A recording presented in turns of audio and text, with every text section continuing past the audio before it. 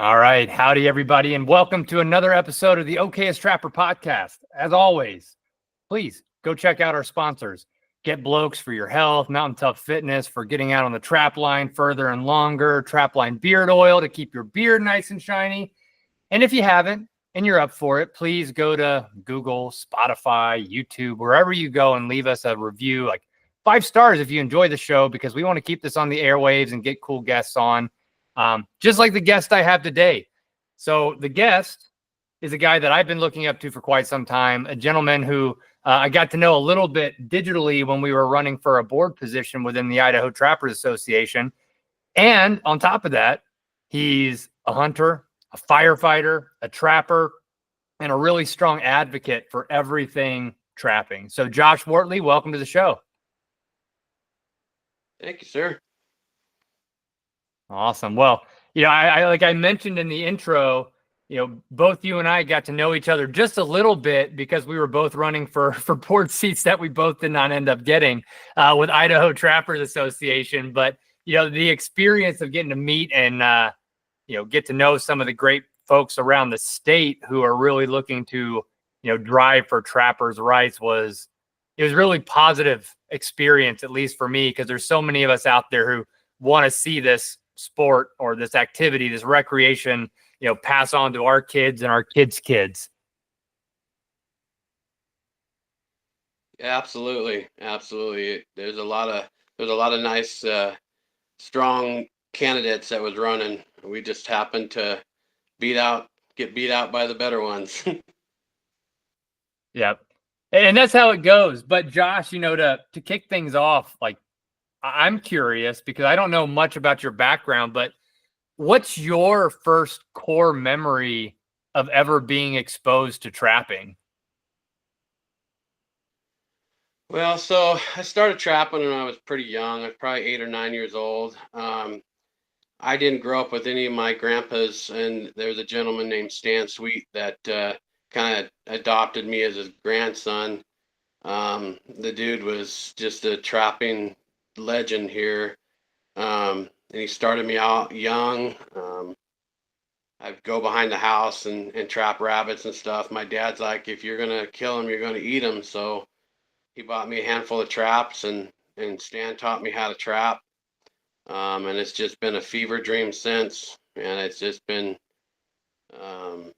crazy. I'm trapping probably 4 or 5 days a week. Looking to trap in several other states now, so it's an addiction that definitely needs fed on a regular basis. Yeah, that I can empathize with, especially getting in later in life. But when you started, when you were 8 or 9 years old, and you had the ultimatum, like, hey, if you're gonna dispatch an animal, you need to eat it.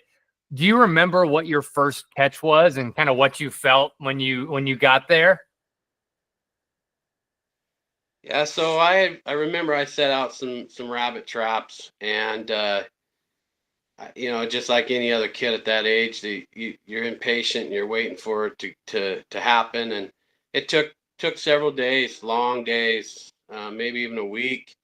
And I remember when I got there and I checked that snare and there's a rabbit there, and it just blew me away that I'm the one that took that animal and was able to outsmart it. And we ate it, did what we needed to do, showed respect to the animal, and it's just something I'll probably never forget for sure. I tell people about it quite often. Sure. Do you remember what you did for cooking? Did you end up just taking the rabbit legs and dredging it and egg wash and flour and frying them up, or did you do something else with it? No, we just fried it up, man. I grew up pretty poor, so we lived off grid and just a small house, and we had wood fire cook stove. And I remember my mom frying it up just on a wood cook stove. Just mountain man style, I call it. Yep. So yeah, that's interesting, and it's something I'm going to poke on a little bit too. So you're not the first trapper I've talked with who, grew up somewhat off grid with, by modern standards, kind of a lower socioeconomic standpoint. But what drove your family, especially your parents, to want to live kind of an off-grid lifestyle? I'm battling that now with 3 kids living out in the middle of nowhere. Like, there's a lot of it's difficult, more difficult than if you're by yourself. So, was it just circumstances, or was it a desire of theirs to be off grid?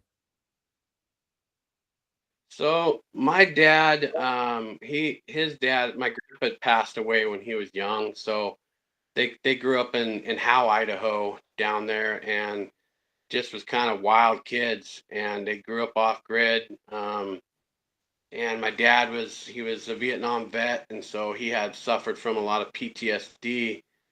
And we moved up here, and he just wanted to be away from everybody, and be in a place where we could just be wild like he was when he was a kid. And so, back in them days, we didn't have the amenities that we do up here now. There's only water on one side of the road, so you couldn't hook up to any water rights. Power was not a thing. So we grew up with the kerosene lights and wood stove, and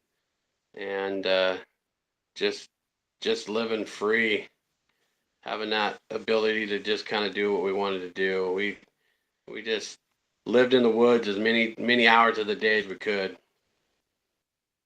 Yeah. I mean, do you have any memories as a kid? Like, obviously, snaring your first rabbit's probably a big one, but just more broadly speaking, like, are there any standout moments of just like, hey, getting done with school and being able to go play in the woods, or anything else from like a childhood getting to live and roam freely that just sticks out to you? Yeah, there's a couple of them. My dad he taught a lot of survival training, and we were raised that way. We were raised that we could come home from school, and he'd be like, "Grab your jump bag. We're going on a 3-day hike or whatever," and he would take us and my brothers and I, and he'd dump us off just out by ourselves. And um, he was always around the area. We never knew it then, but we knew it when we got older. He would just dump us off and say, "You're on your own. What you got in that bag and your skills is what's going to keep you alive for the next 3 days." Um, and we've done that quite a few times. Um, and those are probably some core memories that's kind of helped define who I am now, is being able to know that if I'm dropped off somewhere, I'm not worried. I don't get scared in the woods. Um, it just peaceful. I just know I can take care of myself, and that's due to that core memory that he left me. That's, well, amazing. As a father of young kids who I take out on my trap line, and we go snow camping, we do things like that. But I'm curious, young Josh, like, was it at first extremely scary, and then it kind of, you learned you were more capable than you might have thought? Like, I'm trying to figure out the balance as a parent, and I tend to think that I want to go the direction your father did, but did it take a few times before you kind of got rid of that fear?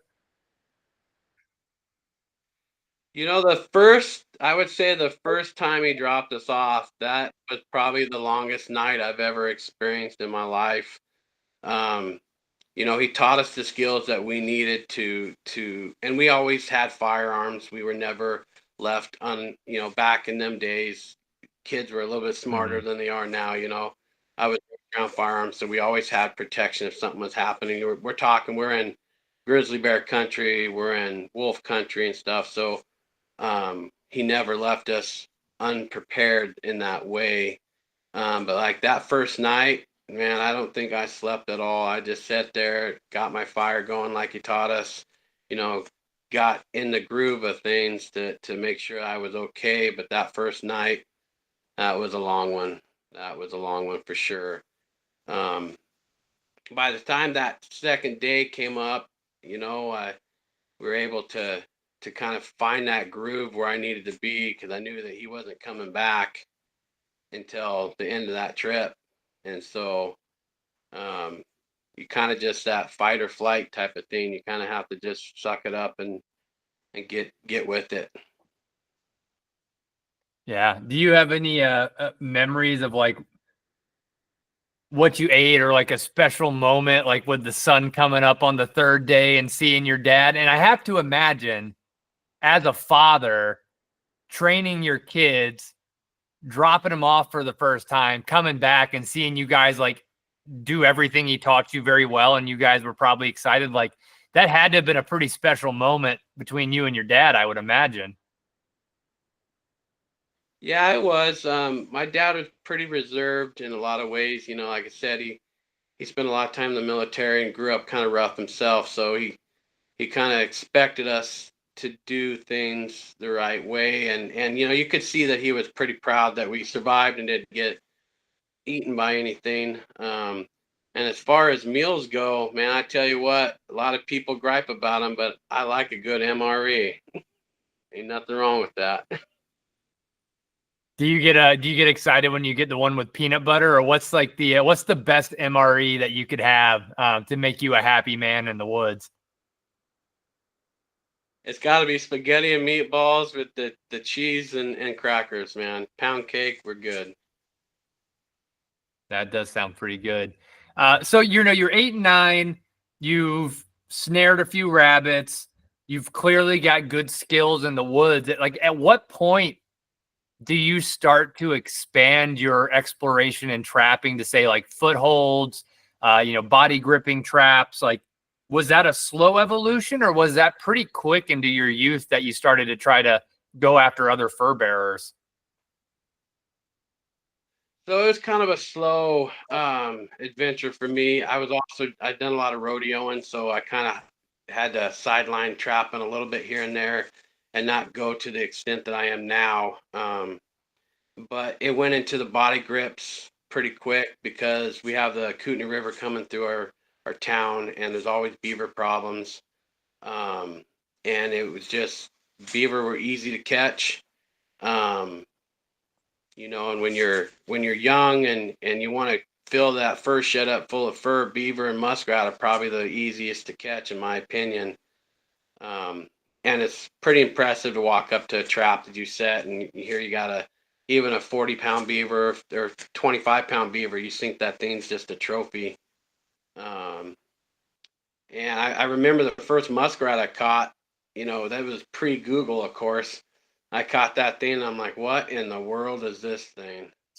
I just I wasn't even after it. I caught it in a beaver set, and it confused me on what kind of beaver this thing was because I had never even intentionally went after them.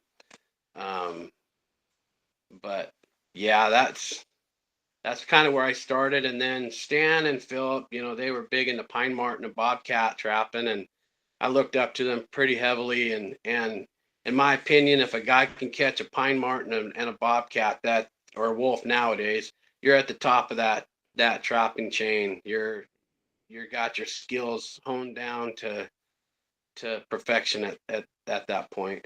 And so that's kind of where I wanted to be. Well, that's awesome. So you caught the funniest beaver in the world, which turned out to be a muskrat, and then set your eyes on pine marten and bobcat. You know, Before we kind of go into that evolution, do you remember like some of the biggest mistakes you made on your early trap lines? Does anything stick out in particular that you remember doing that either, cost you a catch, or, was something silly that you learned quickly and never did again? I could write you an entire book on that. Hmm. When I first started out, I thought all these trappers, you watch them, they're just putting their traps out on the ground and on Hollywood, of course, and you just put your traps out and you think, oh, this animal just instantly wants to stick its foot in there. It wasn't until I could see the tracks coming up to the trap and that coyote or whatever I was after, bobcat, looking at that trap, and I would like to have heard what that thing said in his head, because I guarantee you he looked at that and it's like, no, sir. Um, so that was kind of a learning curve for me. And then once I started hanging around and paying attention, when you're younger, you know it all. So you don't pay attention to the older guys. And it wasn't until I was probably in my 20s when I realized those older guys are the ones that everybody should be listening to. It sure ain't the young kids. I mean, no offense to them, but they need to listen to the guys with gray hair and pay attention to every word that comes out of their mouth, because they probably put more fur on the stretcher than anybody in the room, and they get Yeah, overlooked a I lot. mean yeah, that's sage advice in general. I mean, you got to look at the old beards and definitely take up and absorb as much as you can. So tons of mistakes. Before you started to sit and listen to some of the old timers, but then also like in your first shed, do you remember any of the specific mistakes you made in your first shed in your early days?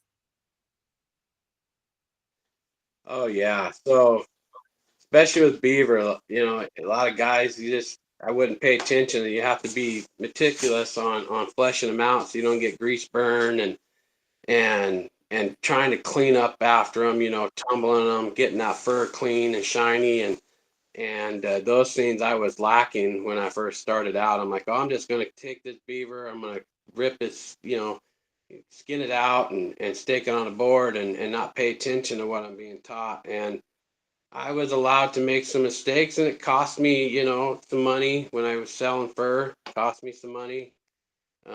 Cost me some, you know, definitely hit my ego a little bit when you come back, or if you send them off to the tannery and come back and they're bald because they're slipping or whatever. That was probably the number one mistake I made, and not taking my time skinning the animal out. We all of us trappers, we have the same mentality. We're not out there just killing animals. We're out there utilizing a renewable resource, and we need to pay as much respect to that animal as we can. And in my first few years, I didn't have that thought process, but I sure do now. Yeah, that's one we all have to learn to some degree the hard way, I believe. It's never until you get your hands on fur and you realize what it takes, and sometimes that comes through making mistakes. But you mentioned it takes time, right? It takes patience. It takes a meticulous attitude to treat fur the way that it deserves to be treated. But I'm curious too, with you, at what point did your professional career as a firefighter start? And you mentioned earlier, you're trapping 4 or 5 days a week. How do you balance, a professional career and trapping? Because one thing people always say is, trapping is a second full-time job if you're going to treat the fur the way it needs to be treated. So, as far as balancing it, it's just a lot of long nights and early mornings. Um, I do have some trapping partners that help me out. I'm also mentoring a couple of people to help them get to where they need to be, and eventually they'll probably help me out. I run a couple hundred traps. I think I got 180 some of them out right now. So, uh, just a lot of long days. Those 24-hour days turn into about 30-hour days when you're doing what I'm doing. Yeah. And when you do that too, right? It's always the catch 22, at least for me. Like when you're working your full-time job, you got a decent long line out. And then God forbid you have a successful day where you catch, 12 marten or 20 beaver. And then you've got, like you said, a 30-hour day. And it's always a good feeling, but it's also simultaneously one of the worst when you're like, oh no, now I've got just the longest night ahead of me. Yeah, there's definitely some times when I think to myself, do I want to catch another beaver? A pine marten I can skin out pretty quick, but the beaver, I'm like, I remember I brought home one day, we'd got, I don't know, 14 or 15 beaver. We had an otter and 2 or 3 raccoons. And I looked at the back of my truck and I'm like, you know what? I don't know if I want to do this anymore. but you just knuckle down and get it done. Yeah. And then after that, you're always satisfied when you get to see it up on the stretchers. But yeah, I think any trapper would be lying if they didn't have one of those moments where they looked at their catch and their yield and they're like, man, I wish this was not my night tonight. This might be time to hang it up. But, I think every trapper then comes through and they're like, all right, this was worth it. Yeah, we're not weak people, that's for sure. We're probably some of the toughest people on the planet, trappers are, in my opinion. We don't, not too many of us lay down and just. Yeah, I was going to say, if not the toughest, we're at least the most stubborn. That's a fact. That is a fact. So Josh, question for you. You've gone through this evolution. Your family was down in Howe, where I've done some antelope hunting. Beautiful country. They moved up north, lived off grid. You grew up wild and free. You were able to learn trapping at a young age. You had some great mentors. I know that you're also very heavily involved, obviously, in the Idaho Trappers Association. I think you're helping out with some of the, trappers education courses. What was it that got you turned on to helping? Like, was it the observation of trapping being at risk? Was it just like the goodwill in your heart? Because again, you're already trapping, you're already got a full-time job. Like, any involvement in these associations and education, like, that's another time constraint and a big commitment. So I'm just curious what the motivation has been for you over the past few years where you've gotten more and more involved. So I was raised to help whenever you can. And I decided a long time ago when I started seeing a lot of the nonsense coming out, through the media and whatnot about how all of us trappers are just, we're sick-minded people. All we're doing is going out there and killing animals and not doing anything with them. And then I met Rusty and Angel on Facebook actually, and I'm like, this is this is a group I want to be part of, and jump in with both feet. These are like-minded people, and Ron and Kenny and all those guys are just good people. And I just want to be a part of it because I don't want to be the generation that the trapping dies in. I don't want that being my fault. So I got hooked up with the education. I taught hunter safety for about 10 years. And then when Trappers Ed came in, I'm like, I want to do this. I want to teach these kids right. Not just kids, adults. I don't want bad publicity being taught in a class. I want a trapper in teaching kids how to trap. I don't want somebody that doesn't know anything about trapping trying to teach a class because that creates bad habits, and we don't need that. We're in the limelight all the time. You know that as well as I do. We're being scrutinized on all fronts. You're part of the association. Rusty keeps us up on all that. We're fighting hard for the trapping rights, not just here in Idaho, everywhere. I think I'm up to 14 different memberships, trapping associations I belong to, and I'm trying to do life memberships to all of them just for that support, just to show, hey, you're not alone. All of us are in this together. I mean, they start taking rights from one state, it's gonna bleed over into us. Eventually it's going to, or they're going to try. And I personally don't think that the Idaho Trapping Association is ever going to let that happen, because we probably got one of the strongest presidents in the country, and as well as I do, Rusty, and the board's strong. I don't ever see that happening here. As long as Rusty's able to fight it tooth and nail, he's going to. Yeah, I fully agree with you. Obviously Rusty's one of the first people I met when I kind of started trapping, and I was curious. So I, had reached out to the association and, had a lot of education through a lot of really great people. And, when I started trapping, 6-7 years ago, I had no idea how at risk trapping was. Like, I came at it from the perspective of, hey, this is a place I could learn. And it was true. But then you very quickly start to realize how in jeopardy trapping is. You hear about New Mexico, you hear about Washington, everything we fought in Colorado this past year. And, you know, we're very lucky, like you said, with Idaho being like probably the most trapping friendly state in the union, maybe outside of Alaska, but where we have strong rights. But even this past year, where the grizzly lawsuit in Montana that we all saw happen, and then we just kind of thought that won't happen here in Idaho, but it still did. And like up where you're at, you guys got a month or two off both ends of your wolf season chopped off. And it's just there. It's real. The threat is real. It is, yeah. We lost quite a bit of our wolf trapping, and Justin Webb and the foundation does a phenomenal job to try to keep everybody in the right path as far as wolf trapping. But borderline is if all of us, not, we don't have to be trappers that belong to these associations. I've talked people just off the street into joining associations.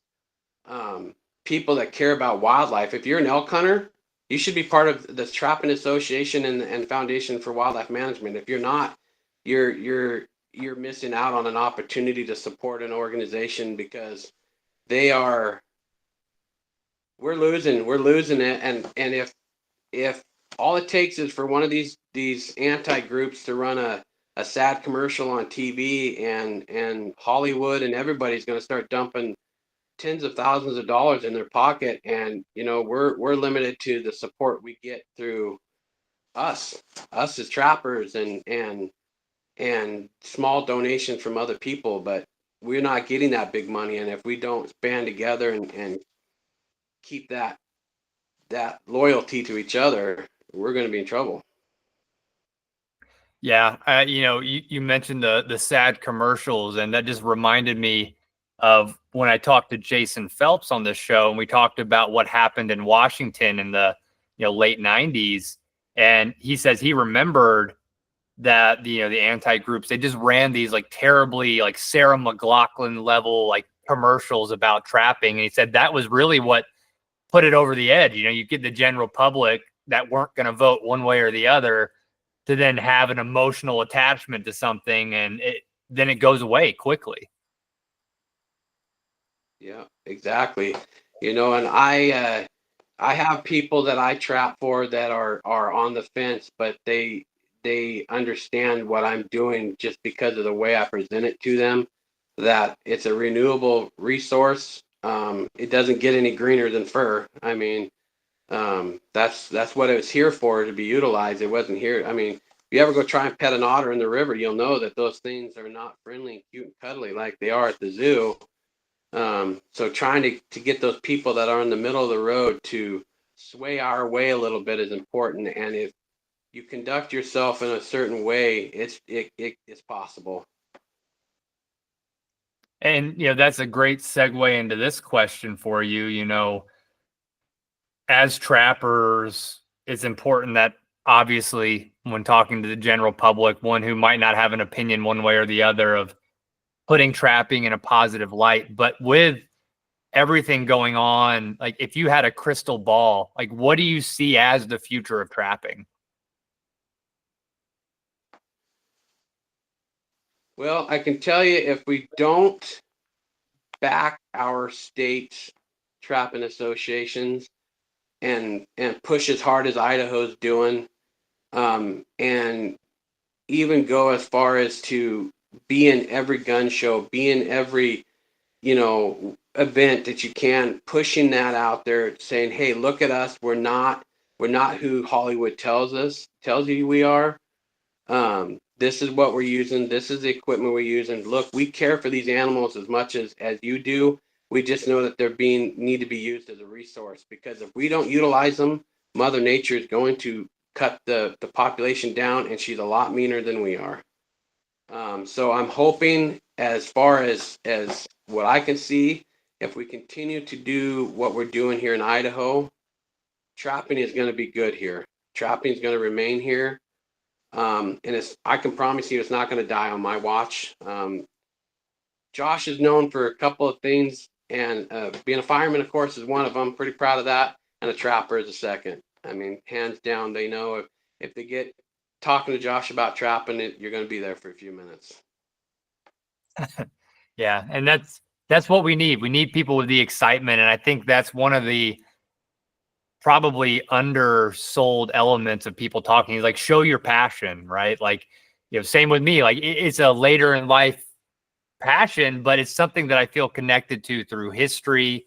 My great great grandfather coming out west, like there's a lot of history involved in trapping. And I think when we show people not just that it's a renewable resource, but it's also just it's heritage to a certain degree. And there's an element of just excitement that goes along with it. And that can be infectious for people in a very positive way.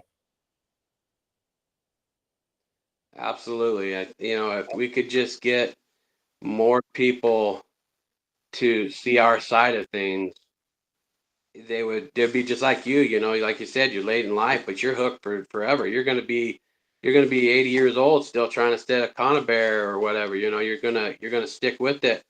I had an opportunity when I was pine marten trapping this year. I had my line, I was being successful with it. And I noticed there's some tracks coming on top of me, and I'm like, okay, there's plenty of mountain here. I found out that it was an 80-year-old man, and I'm like, you know what? You're still trapping at 80 years old. You can have this whole mountain yourself. I popped all my traps, and I'm like, it's yours, buddy. I hope I'm there at 80 years old, and yeah, I'm going to say it now. If I live that long, I'm certainly going to be there. Certainly going to be there, and that's just Yeah. I'm passionate about it, and I push that out there. Well, that's honorable too, and I hope you got a chance to maybe talk with them as well. But I'm sure, if you're out trapping at 80, I think all of us talking about stubbornness and trappers probably all hope that we die on our line one day when we're old and trying to, still set conibears and footholds and get critters off the mountain. But I think that's a pretty glorious way to go out if I had to pick one. Yeah, that would be all right by me. Yesterday I got my hand stuck in a 750, so I hope it isn't that way. But I mean, catch a couple pine martens, sit up against a tree, drink some coffee, and fade away. And I'm sold. Yeah, I think I'll take that one too. So I have to ask this question because I saw some of it on Facebook, which was pretty good. It sounds like you and I don't know if it was a trapping partner or somebody had a pretty interesting little run-in with Bobcat this year. I don't know if you can share that story of just kind of wrangling that kitty cat. So that's my fire chief. His name's Alan Merritt. He pretty cool guy. We just started trapping this together this year. He's one of the guys I'm kind of helping out. He's done pretty good this year. He's caught his first marten. He's caught his first beaver, and he's outnumbered me on the mink line. And so we set some cage traps out. I like the cage trap. To me, it's just more entertaining to catch them in a cage than it is a foothold. So I have cell cameras on all my cage traps because they're expensive, so I like to keep an eye on them. And I don't like an animal sitting there, for 2 or 3 days. I'd rather take care of it pretty quick. So we just got done. I don't know if it was our Christmas party or what. And I'm checking at my cameras, and I'm like, there's a cat in that trap. And so I messaged him, said, hey, there's a cat in there. And he's like, well, let's wait till morning. I'm like, that's not how Josh works. If there's a cat in the trap, Josh wants to go see it. So he's like, never mind, I'm going to fly over there. So he come over, and, this is his first cat. He's pretty excited. He's got his catch-all pole and everything. And it's just a couple miles from the house. We get there, and I could hear the cat just making all sorts of noise, rattling that cage, just mean, mad, not excited about being in there. So I'm trying to explain to him how to do this. He's a little nervous. I'm a little nervous. Normally I just lift that door up, and I put the choke pull on it and do what I got to do. But the cat kept moving around a lot and was not cooperating. Let's just put it that way. And growling and just swinging at us. And so my wife decided she needed to video it because that's just what wives do. And by the time we got that cat in that choke pull, and I was going to pull it out a little bit to get it out of the corner, and that's when it decided to kind of swipe at me. And it had done it a couple of times before the camera is on, but it was pretty exciting. It's probably one of the most exciting cage traps I've had in a while. And normally you kind of get into a routine, you're catching a few cats, you get in there, you take some pictures, and you know just kind of take care of business, what you need to do. I sometimes turn my females loose. I was asked not to this year and last year because the cat numbers were up. So um, we finally got that cat out of there, and man, I tell you, he was pretty excited. I was pretty excited because I like seeing people being successful. I'd rather watch somebody new catch a cat than me. After a while, it's exciting to catch them, but it's just more exciting, more special if you see somebody who's never done it before do it. Yeah, I mean, that sounds like it was as always, it's an awesome experience, and I always think people underestimate how feisty bobcats can be.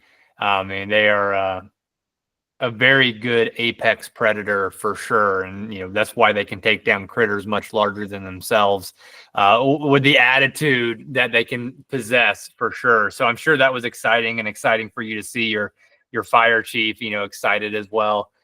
Were you able to was that something that he wanted to end up selling this year, or was this kind of his first catch and wanting to get it tanned and keep for himself?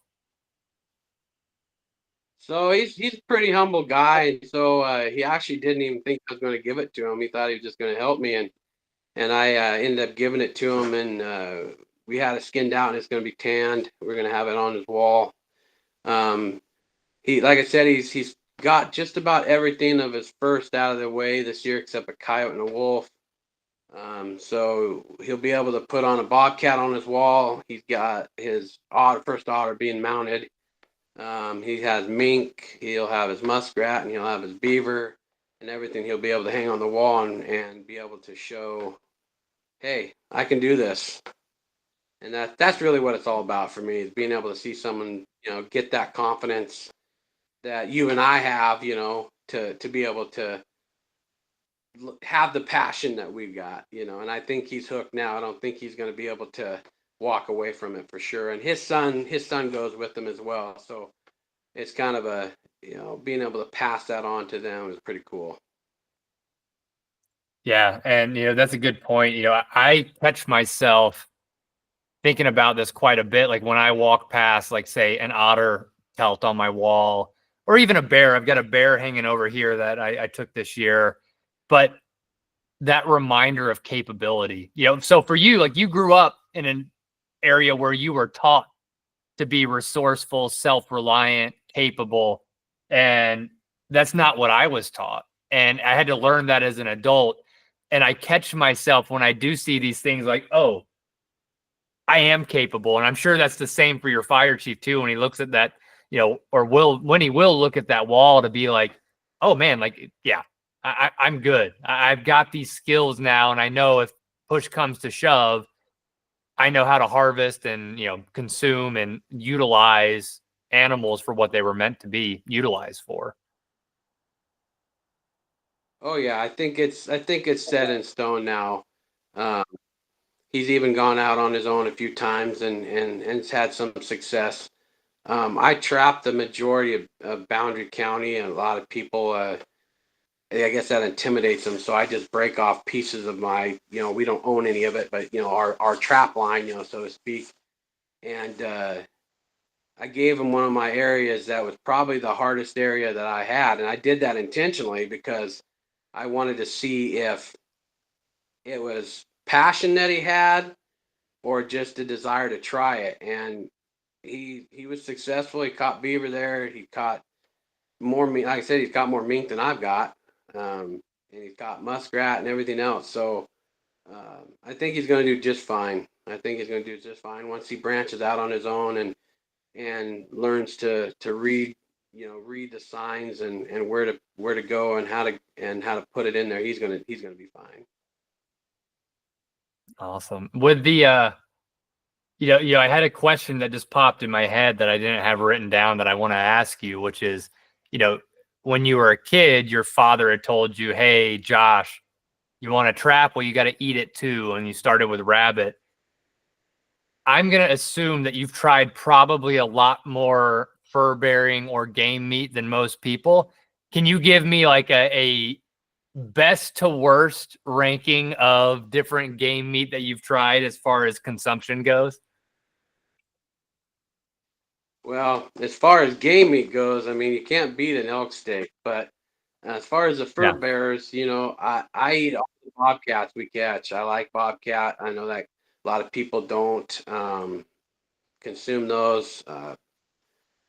You take beaver and you grind it up into hamburger. It's excellent. Angel actually made, I don't know if you were down there at that fur auction when she made the beef barley or the beaver barley soup. Oh, dude, that's Yep. just phenomenal. Um, I can't bring myself to eat a muskrat, an otter, or a raccoon yet. Just doesn't seem appealing to me yet. I would probably try raccoon just to say I tried it, but after you skin an otter or a muskrat, there's nothing there that you want to eat. Yep. Fully agreed with you. Well, Josh, we're kind of coming up on the hour. So I want to hit you with the last two questions that I like to ask every guest. So I'm excited for your answer on this first one because, um, I asked the question, which is, what is the wildest experience you've ever had in the woods?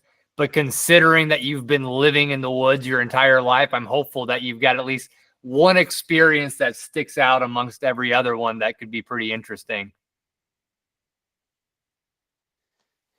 Yeah, well, there's a bunch of them, but I can remember one time I was up, we were doing some gold panning up on the mountain here, and you're just paying attention to gold panning. You're not paying attention to anything else. And my brother looks up, and here's this big old bull moose come charging down at us, and I just had my old 44 pistol. He grabbed it and popped a couple rounds to try to get it to stop, and I had an old healer dog, and that dog didn't touch the ground until it got to the pickup, which he should have been protecting us, but it's kind of a chicken. And then, the old cowboys where they throw the pistol in the air and you grab it out of the air. My brother chucked that gun at me because he was trying to get my kids back to the house or to the car. And I grabbed that pistol, and me and that moose had a brief conversation on whether I was going to have to explain to the game warden why I shot a moose in the creek. I had two shots left. I let him have one more shot, one more warning shot, and that last one was gonna end the problem. And I guess he must have got the vibe that I wasn't going to back down because we were probably 15 or 20 feet from each other. He was on one bank of the creek and I was on the other. And he finally just got the idea that he didn't want to die. So he took off back in the woods. And I went back to the truck and was a little bit shook up about it. I had my kids down there and everything else. It could have went a different direction pretty quick, pretty quick. And I'm just glad it didn't. I'm glad that it decided to go the other direction and depart from my presence. Yeah. Having grown up in the South and only moved to the North, less than 10 years ago, I haven't had a lot of experience with moose, but I did have a run-in with one in West Yellowstone while I was archery elk hunting. And to say that it is a different level of size and aggression and just it's really awe-inspiring when you see a moose, much less when one's kind of being aggressive. Like they can be very dangerous animals. So I can imagine how shook up you guys were, especially with the kids and, just out gold panning, not hunting, not doing anything and getting the surprise of a lifetime. It was definitely a story that my kids actually wrote a little thing about it. And when they went to school, they had a little project they had to do. And that's one of the stories they used as their little report. And they still talk about it today. So. Oh, man. So here's a question for you, just a little hypothetical. If you had in hand-to-hand combat to fight 5 bobcat-sized bull moose or just one big old, bull moose-sized bobcat, which one would you want to have to fight? Oh boy. None of those sound very fun. Probably, I don't know. A bobcat would be fun. It'd be interesting. I think it would be an interesting fight that people should probably, put on pay-per-view or something. Yeah, maybe pull more views than Mike Tyson and old what's his face, the one of the Paul brother. That's who it is. That might be a good one though. Yeah, I'm down. I'm down. We can set it up, make some money off it. There we go. Well, Josh, first and foremost, I know you're at the fire station right now. I appreciate you taking the time to chat. I learned a lot. I know you're doing a lot of great things for trappers' rights and education, so I appreciate that. And I appreciate being just associated with you and learning by proxy and everything that goes along with it. So I appreciate you coming on. Appreciate it. Thank you for inviting me. All righty, everybody. Well, we'll catch you on another episode of the Okayest Trapper podcast. See you next time.